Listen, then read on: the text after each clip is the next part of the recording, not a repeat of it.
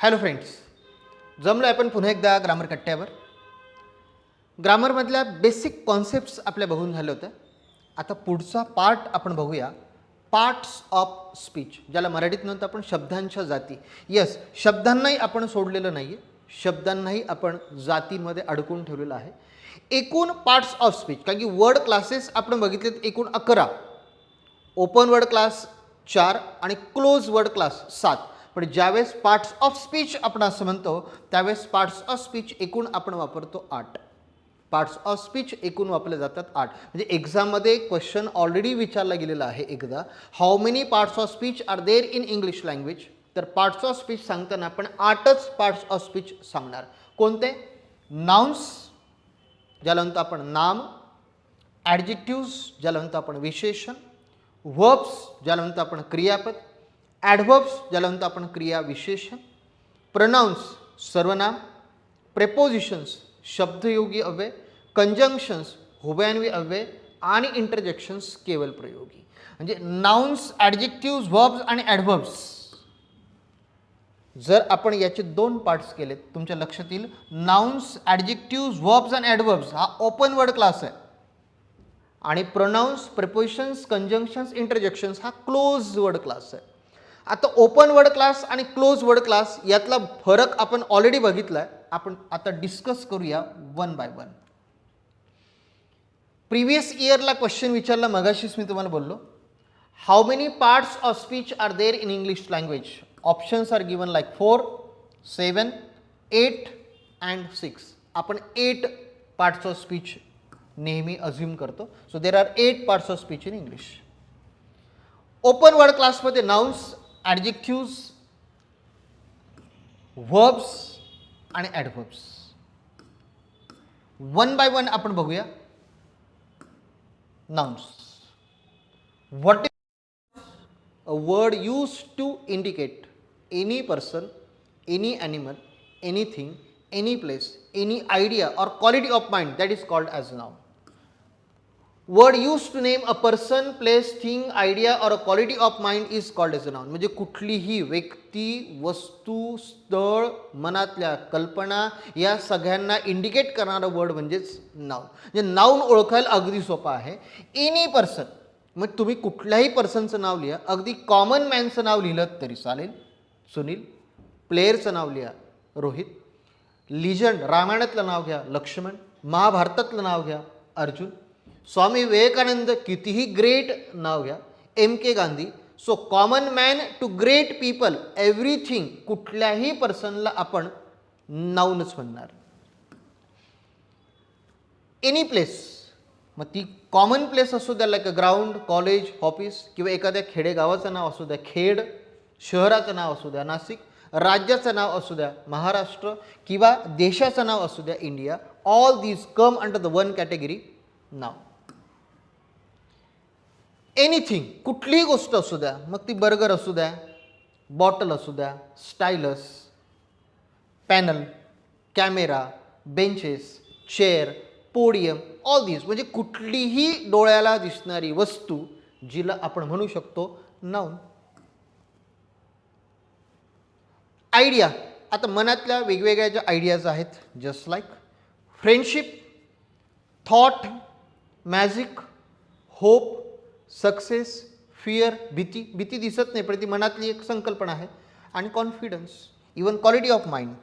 जेव्हा आपण एखाद्या पर्सनविषयी बोलतो किंवा एखाद्या क्वालिटीविषयी आपण बोलतो, just like honesty, courage, humanity, justice, zest, zest म्हणजे उत्साह, लव, विजडम, ऑल धिस इज म्हणजे कुठल्याही व्यक्तीचं नाव, कुठल्याही वस्तूचं, कुठल्याही आयडियाचं, मनातल्या कुठल्याही संकल्पनेचं, कुठल्याही प्राण्याचं, त्याला म्हणतो आपण नाउन. म्हणजे नाउन ओळखायला सोपं आहे. आजूबाजूला ज्याही सगळ्या आपल्या व्यक्ती, वस्तू दिसतात या सगळ्याच्या सगळ्या एकाच कॅटेगरी येतील, दॅट इज नाउन्स. आता नाउन्स कसे ओळखायचे यासाठी वेगळी ट्रिक आहे, आपण ती वेगळ्या व्हिडिओमध्ये बघूया.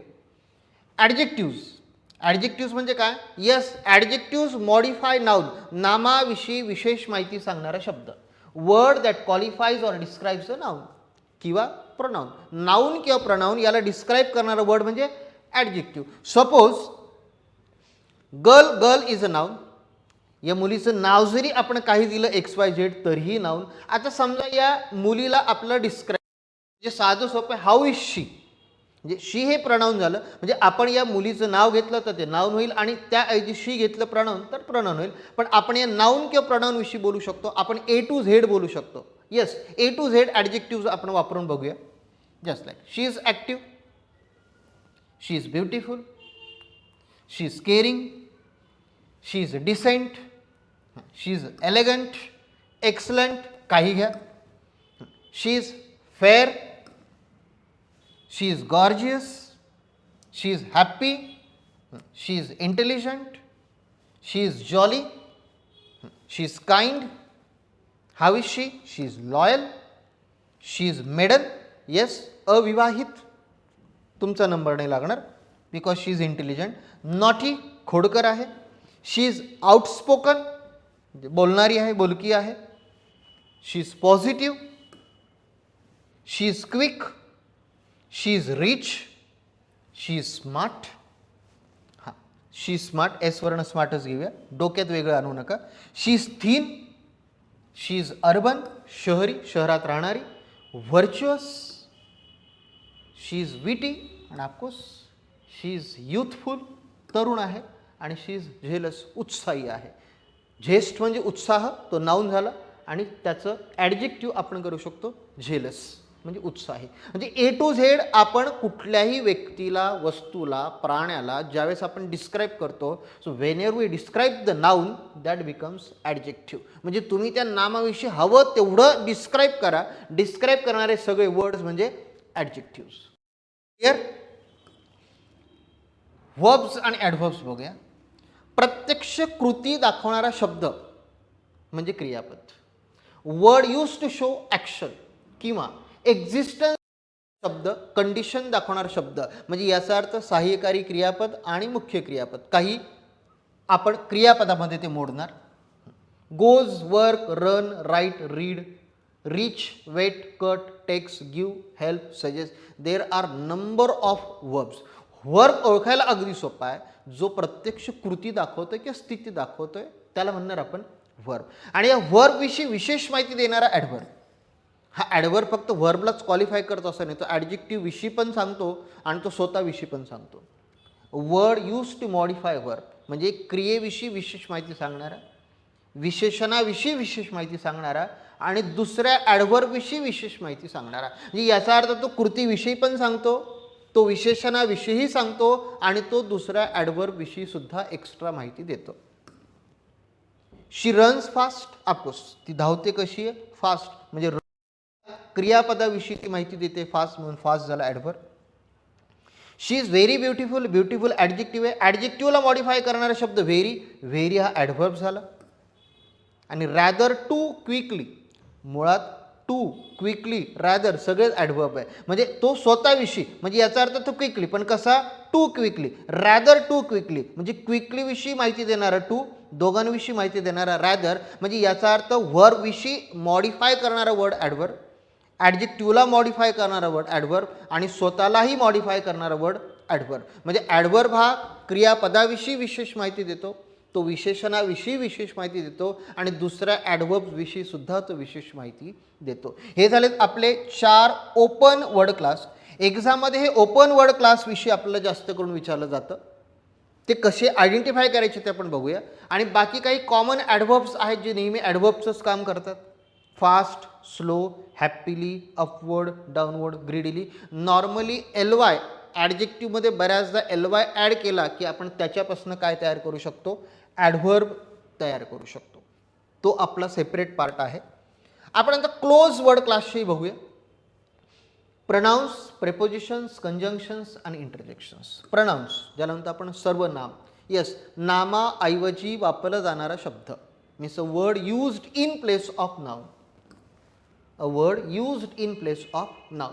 तसं नाही, प्रो आणि नाउन म्हणजे नामाऐवजी वापरला जाणारा शब्द. कशासाठी, to repeat, to avoid repetition म्हणजे पुनरावृत्ती टाळण्यासाठी, रिपिटेशन टाळण्यासाठी. जसं आपण मगाशी त्या मुलीला एखादं नाव समजा दिलं असेल, मग पुन्हा पुन्हा आपण म्हणणार नाही, त्या प्रत्येक वेळेस त्या मुलीचं नाव घेऊन त्याऐवजी आपण शी वापरणार, मुलाऐवजी आपण ही वापरणार, अनेक वचन असेल तर आपण दे वापरणार. याचा अर्थ नामाची पुनरुक्ती टाळण्यासाठी त्याच्याऐवजी वापरला जाणारा शब्द म्हणजेच pronoun.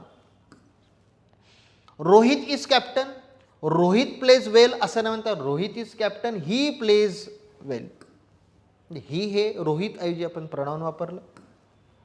I, we, you, he, she, it, they, me, us, my, your, his, her. Already आपण पर्सनल प्रोनाउन्स नावाने एक सेपरेट व्हिडिओ टाकलेला आहे. त्यात पर्सनल प्रोनाउन्स कुठले आहेत ते दिलेत. आणि या प्रत्येक पार्टचा पुन्हा आपण डिटेलमध्ये जाणार आहोत. नाउन्स, नाउन्सचे टाईप्स, प्रोनाउन्स, प्रोनाउन्सचे टाईप्स. आता इनिशियली फक्त पार्ट्स ऑफ स्पीचमध्ये सगळ्यांची फक्त ओळख आपण करून घेतोय. अजून एक्झाम पॉईंट ऑफ व्ह्यू डिटेलमध्ये जायचं बाकी आहे. प्रेपोजिशन शब्दयोगी अव्यय. प्रीपोजिशन नामापूर्वी वापरला जाणारा आणि नामाची पोझिशन स्थिती दाखवणारा. A word use before noun or pronoun show their relation to some word. नावातच आहे प्री आणि पोझिशन. हा पोझिशन दोन नामांची किंवा आणि तो शक्यतो नामाच्या पूर्वीच वापरला जातो प्रेपोजिशन. एक्झाम्पल बघा लक्षात येईल. The book is on the table. आता बुक आणि टेबल हे दोन नाउन्स आहे, यांचा संबंध आपण दाखवतोय ऑन नाही. बुक कुठे आहे? टेबलवर. So the book is on the table म्हणजे याचा अर्थ बुकची स्थिती दाखवते तो टेबलवर आहे. या दोन नामांचं रिलेशन तो दाखवतो म्हणून तो प्री पोझिशन. पोझिशन दाखवतोय तो बुकची in relation to table. You are at home म्हणजे यू आणि होम एक प्रनाउन आणि एक नाउन घेतलेला आहे. तुम्ही कुठे आहात? घरी. सो ॲट ने रिलेशन दाखवलं. On, in, at, in to, of, for, about, above, below, down, under, across, up ही सगळ्या वेगवेगळ्या प्रकारची प्रेपोजिशन्स आहेत. प्रेपोजिशन्सचा ही सेपरेट टॉपिक आहे. How to use the prepositions तोही होतच. कंजंक्शन्स हुबेन्वी अव्यय.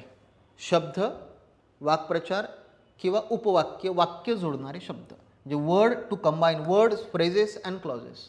Word use to combine word, phrases and clauses. वाक्य जोडणारा शब्द म्हणजे कंजंक्शन. साधं सोपं जोडणारा शब्द म्हणजे conjunction.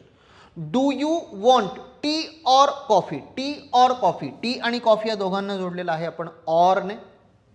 Though we were tired we walked longer आपण जोडलेलं आहे दोन म्हणजे ऑर आणि दो हे आपण काय वापरलेलं आहेत?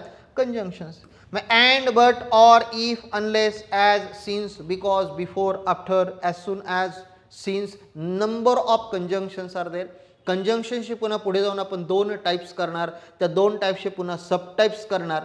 हा पार्ट आपण कंजंक्शन्स ज्यावेळेस बघू त्यावेळेस डिटेलमध्ये जाऊ. सध्या लक्षात ठेवा वर्ड्स, क्लॉजेस कनेक्ट करणारा वर्ड म्हणजे कंजंक्शन. आणि इंटरजेक्शन केवल प्रयोगी अव्यय. A sound or a word or a phrase that expresses a strong emotion म्हणजे अचानकपणे येणाऱ्या भावना दाखवणारा शब्द. सगळे उद्गारार्थी शब्द इंटरजेक्शन्स असतात. मग एक्सप्रेशन्स लाईक ऊ, फ्यू, ओ, आ, आउच, आलास या प्रकारचे सगळे उद्गारवाचक शब्द म्हणजे इंटरजेक्शन. इव्हन आपण जे ग्रीटिंग्स वापरतो हाय, हॅलो ते सुद्धा इंटरजेक्शन्समध्ये मोडतात. आणि जेव्हा आपण काही सिग्नलिंग वर्ड्स वापरतो like goodbye, yes, no, okay, all the best या सगळ्या शब्दांनाही आपण इंटरजेक्शन्सच म्हणतो. क्लिअर? इथे फक्त आपण पार्ट्स ऑफ स्पीचची ओळख करून घेतली. व्यक्ती, वस्तू, स्थळ किंवा एखादा प्राणी, मनातल्या कल्पना हा सांगणारा शब्द म्हणजे नाऊन. या नाऊनविषयी विशेष माहिती देणारा शब्द त्याला मॉडिफाय करणारा शब्द म्हणजे ॲडजेक्टिव्ह. प्रत्यक्ष क्रिया दाखवणारा किंवा स्थिती दाखवणारा शब्द म्हणजे व्हर्ब, क्रियापद. त्यानंतर व्हर्बविषयी, ॲडजेक्टिव्हविषयी आणि दुसऱ्या ॲडव्हर्बविषयी विशेष माहिती देणारा शब्द म्हणजे ॲडव्हर्ब. हे कसे ओळखायचे आपण सेपरेटली बघणार आहोतच. पोझिशन दाखवणारा शब्द दोन नामांची आणि नामापूर्वी म्हणून प्रीपोजिशन. जोडणारा शब्द वाक्य आणि शब्द कंजंक्शन. बरोबर आहे. आणि अचानकपणे जे शब्द उद्गारले जातात ते इंटरजेक्शन्स. आणि नामाऐवजी वापरला जाणारा शब्द म्हणजेच प्रनाउन. तर आपण हे 8 डिस्कस केलेत. Nouns, adjectives, verbs, adverbs, pronouns, prepositions, conjunctions आणि इंटरजेक्शन्स. पार्ट्स ऑफ स्पीच कसे आयडेंटिफाय करायचे हे आपण सेपरेट व्हिडिओमध्ये बघणार आहोत. तोपर्यंत bye bye, take care, thank you.